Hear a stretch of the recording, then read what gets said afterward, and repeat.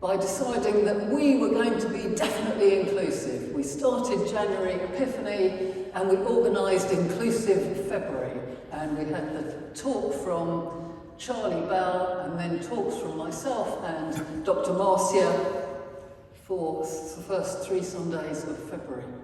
And then disaster happened elsewhere in the world, so we started collecting.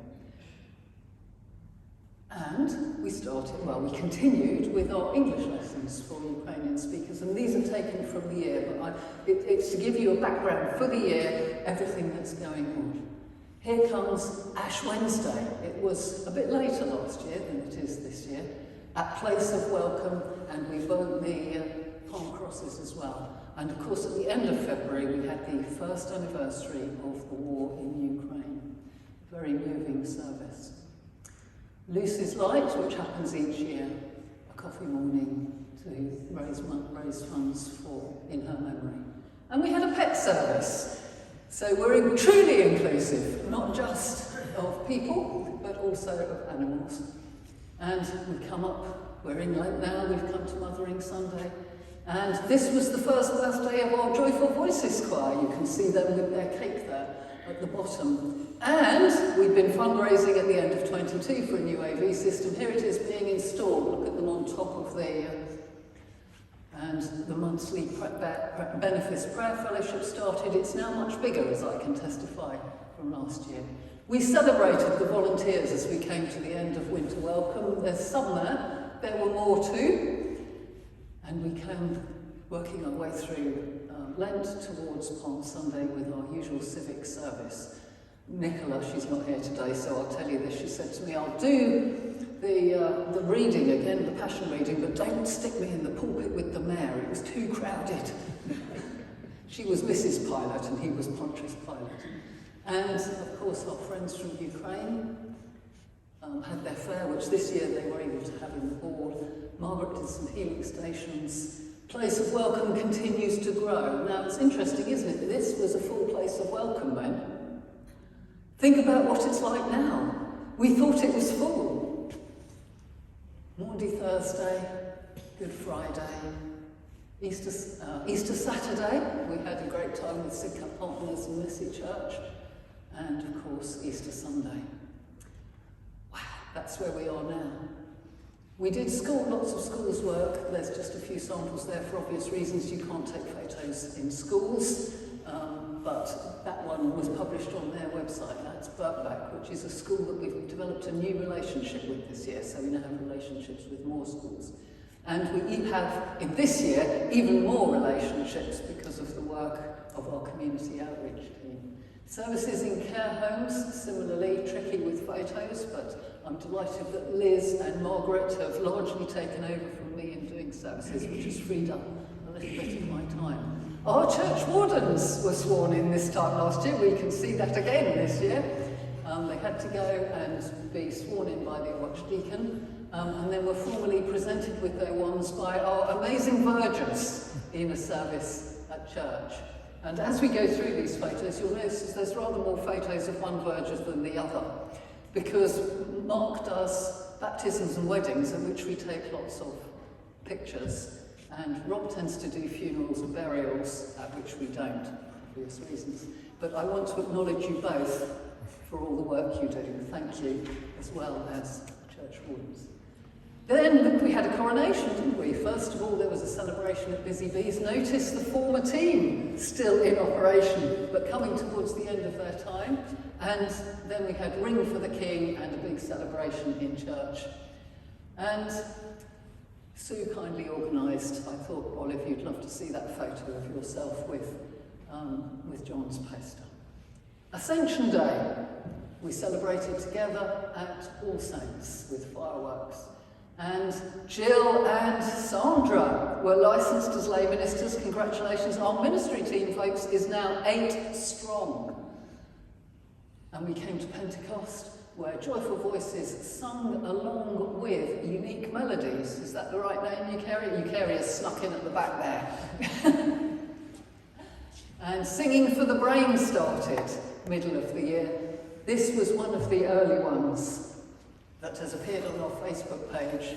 It is now much, much bigger, but again, vulnerability, we can't always show photos, but you know, again, it's something that's been really powerful and has really grown. We had a sermon series on the Apostles, and these are some of the people that did sermons here, some for the first time, which was wonderful. And Margaret received her bishop, where's Margaret? Received her bishop's certificate from the bishop in Rochester and is now, yes, and she's doing this still. So that's got to be good, right? Our bell ringers got certificates for Ring for the King and continue to grow, and indeed some are now on the electoral roll, which is wonderful. Joyful Voices went to the praise session in Erith and sung despite the rain and despite no technology. Then, of course, there was the Windrush service at Rochester Cathedral as well. And we were invited to take part in the Fringe Festival, which was a wonderful occasion down at Rose Bruford. And you can see there a picture of the Mayor and the Mayoress who have been particularly supportive of us during the last 24 years. And Joyful Voices again singing at Lark in the Park. And look at Katie enjoying herself up there. Again, it's a lovely occasion.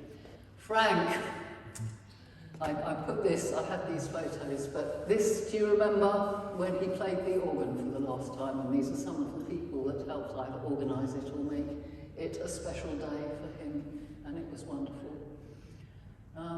We had a bit of a do on the Women's World Cup, and our churchyard is kept lovely by these and others. These were the photos I could find.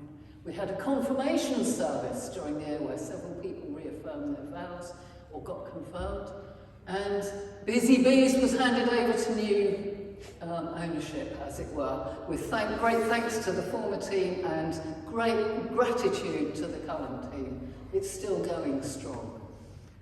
There was a birthday, again Frank at the place of welcome, but I think I put these slides in because I think it's important to remember that these things are ongoing throughout the year, and thanks to the relationship that we had built up with Rose Bruford, partly due to Chris and Liz who live near the principal, we're invited for the first time to the Freshers' Fair, which was wonderful.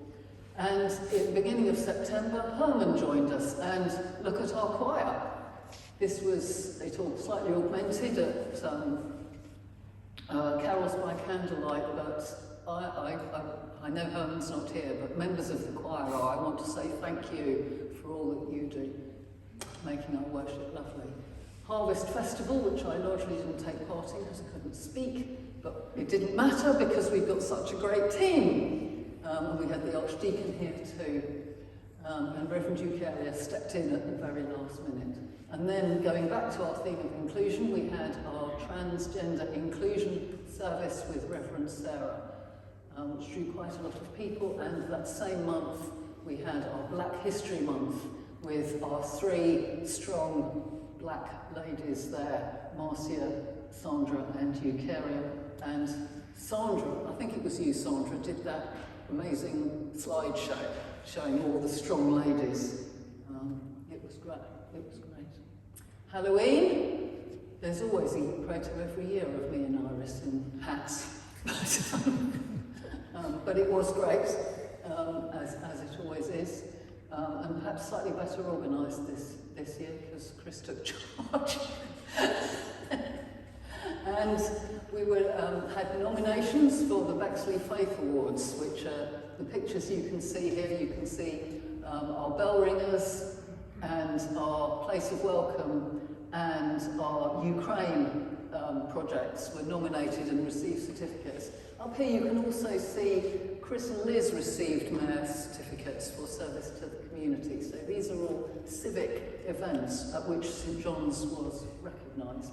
I think actually, Chris and Liz, you received yours on the same day that Sandra and Jill were licensed as lay ministers, weren't you?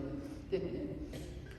We started pancakes on Saturdays for a warm space come November, and it was actually on Armistice Day, so there was lots going on out there, and the police came in and sampled them too. And this is Armistice Day, and this is Remembrance Sunday. our normal massive service, and it was lovely and very moving. Eucharia was signed off. This is a picture of some of the members of her lay support team. So various people had to write final reports before she had her interview with the bishop in November of last year, and she was duly signed off as fit to practice. So congratulations to you. And I couldn't find photos of all our flower ladies, but here's some of them. And we have been treated to wonderful flowers throughout the year. And I may have said this before, but if anyone would like to donate flowers in memory of anybody in a particular week, contact Olive, who is that. Advent Sunday, which included this year not only Jolly Good Timers in the afternoon, but actually a military wives choir, which you can see top left there, and our MP and indeed the mayor and all sorts came to that. It was an amazing event. And we had Elf Day, a place of welcome, and Santa was all over the place this year, in place of welcome, in Busy Bees. We had our civic carol service. Here we are, Santa at Busy Bees. We had our Time to Remember service. We're coming towards the end of the year. Carols by candlelight, which was beautiful, and see how full the church is. Again, work still going on. People donating to the community larder. That's our Mayor and Sue, but so many people donated and helped. And that's Carols by Candlelight. I don't know what the previous one was that I said it was Carols by Candlelight. I have time to remember. So Carols by Candlelight. Beautiful, beautiful service this year. Christingle, madness. We need to rethink that for next year. There were so many people here. We didn't know what to do with them all. So we'll just work out a slightly different way of doing it, but it was a great occasion. And we come to the end of the year, Midnight Mass, a beautiful service at the end of the year. And this is top left, what I call the survivor's photograph, because this was Christmas morning, and most people had obviously been the night before, but a few people came Christmas morning. We also had quite a large number of families from outside of the church, and Keith and Barry dressed for the occasion as our welcomers. And that brings us to the end of 2023, a year in which we said goodbye to two much-loved friends. We don't have photos of funerals, but we do remember Susan and Rosemary, and of course we had many other funerals during 2023, and we remember two friends that we've lost since then, so Joyce and of course Frank. We did also baptise lots of people. That's only half of them. Wonderful occasions, always great to be baptising, and it's great that some, or many in fact, still come to our more regular family-friendly type services, if you know what I mean. And of course we had some weddings too, and Angel has a new career as a wedding singer, being frequently called upon to sing the blessing or to sing something during a wedding. We are God's people. We are the church. The church isn't the building. The church isn't what we do. It's who we are and how we are. We are God's people. We worship in faith, hope, community and love. And we look to reach out to Sidcup, showing faith, hope, community and love. And I want to say thank you to everyone in those photos, as well as those of you who maybe weren't in the photos. A lot of them were montages, so I like to think that everybody here probably was, actually. We will, Mark's recording this. I think you can stop now.